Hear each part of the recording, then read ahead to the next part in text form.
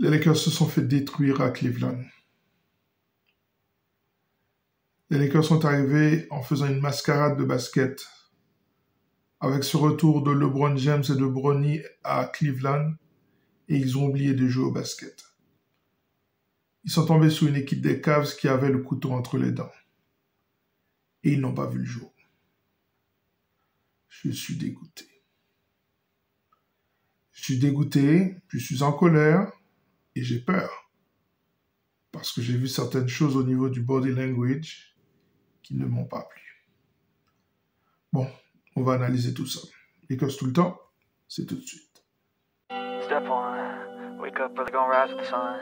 Step 2, get some good, some food in you. Step 3, think real hard about what you wanna be.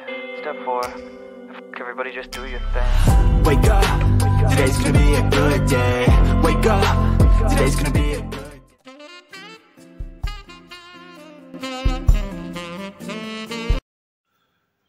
J'ai pas vu de coaching en fait ce soir.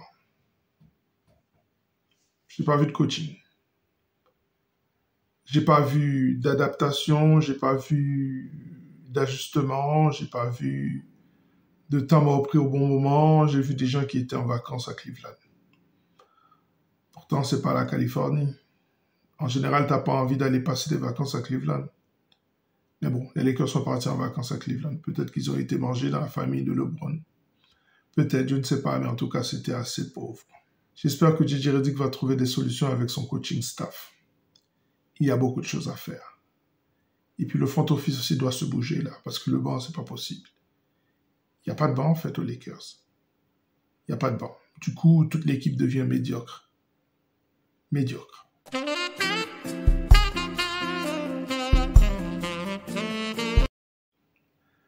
Les Lakers se sont fait exploser au premier quart-temps déjà, 42-23, dès le premier quart-temps. Deuxième quart-temps, ils ont fait un peu de résistance, 25-25.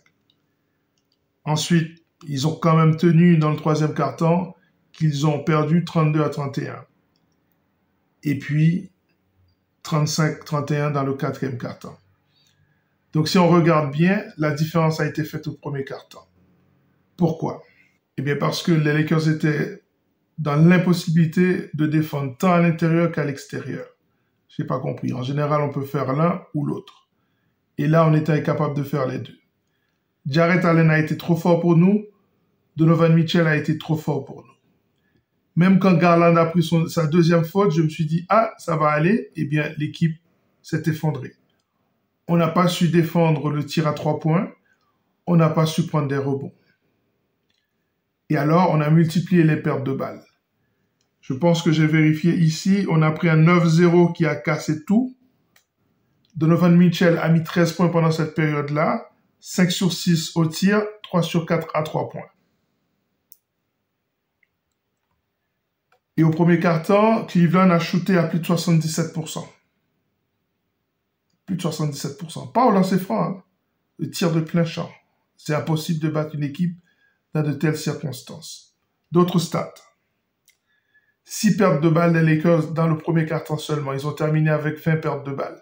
Cleveland a fini par shooter à 57,7% de réussite, 41,5 à 3 points. Donc ça, c'est un petit peu stabilisé. Au lancer franc, Cleveland était médiocre, 62% seulement. Pourtant, on n'a pas su tirer profit de cette défaillance. Pathétique. Cleveland a eu 37 passes décisives contre 21 pour nous. Une différence abyssale. Et si je vous disais qu'on a gagné la bataille du rebond d'une unité, ça n'a servi à rien. Surtout Cleveland a inscrit 76 points dans la raquette, entre Mobley et Allen. Ils ont dominé Anthony Davis. Pire, j'ai trouvé qu'Anthony Davis était soft aujourd'hui. Soft, se plaignant pour les fautes qui sont faites sur lui. En général, il n'y avait pas de faute. J'ai trouvé que les Lakers étaient vraiment soft. J'ai pas vu une équipe costaude qui résiste. Ça m'inquiète. Parce que Cleveland est certes une équipe physique, mais c'est pas l'équipe la plus physique de la ligue. C'est pas l'équipe la plus physique de la ligue. Ça m'inquiète. Si on regarde les stats des Lakers, 49,4% au tir, c'est pas si mal, mais surtout 21,4% à 3 points. Ça veut dire que c'est une équipe qui est extrêmement irrégulière. Même si aujourd'hui il y a eu un petit effort au niveau des lancers francs, mais il y a quand même 5 lancers francs de ratés. Le nombre de rebonds, j'en ai parlé, 37 rebonds à 36, 5 rebonds offensifs à 6, 21 passes décisives pour nous, mais 37 pour eux. Et puis après, le reste, je vous en ai parlé, 20 pertes de balles à 12, 60 points dans la raquette contre 76 pour eux. Les Lakers ont commis que 6 fautes. 6 fautes dans un match d'une telle intensité, ça veut dire qu'on n'a absolument rien fait. On ne s'est même pas présenté devant l'adversaire, en fait.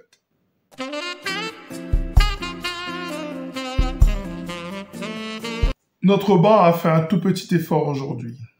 37 points sur les 110 inscrits.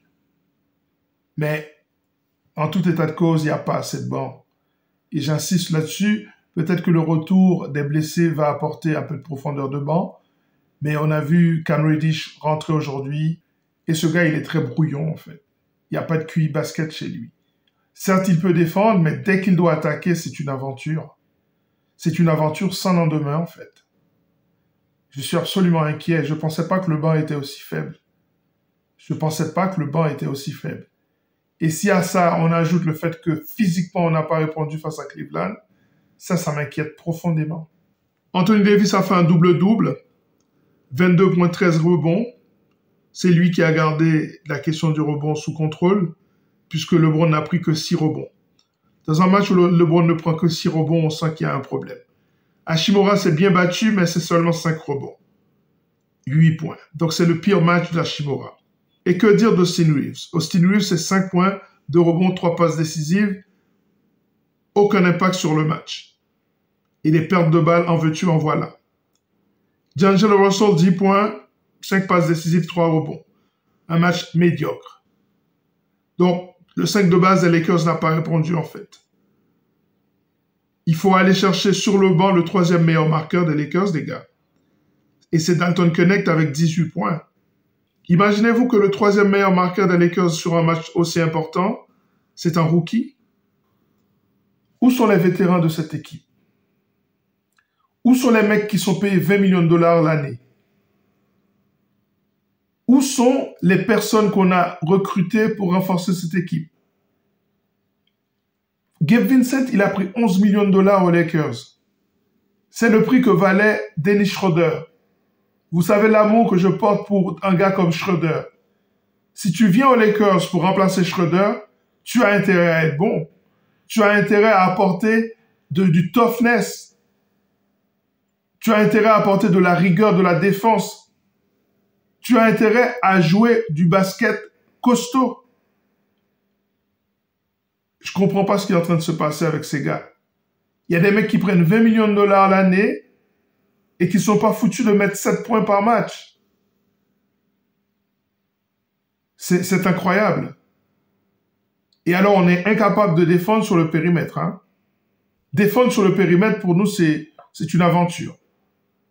Nous n'arrivons pas à défendre des joueurs élites sur le périmètre. Lors du dernier match, on l'a vu, Devin Booker nous a détruits, sans compter l'apport de Kevin Durant. Quand il y en a 2, alors là, c'est trop. Et aujourd'hui, Donovan Mitchell a commencé sur les chapeaux de roue. On n'a pas su le ralentir. Eh bien, ça va être une longue année, les gars. Ça va être une longue année si nous ne sommes pas capables de répondre physiquement. Ça va être une longue année si nous n'arrivons pas à protéger un peu la balle. Ça va être une longue année si nous n'arrivons pas à prendre des rebonds. Ça va être une longue année si le banc n'apporte pas plus.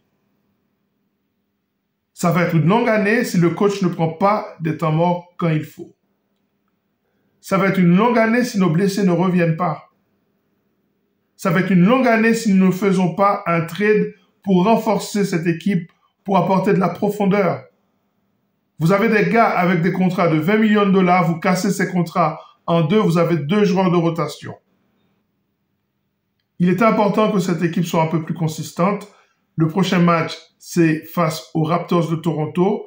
Il va falloir se réveiller, les gars. Il va falloir se réveiller.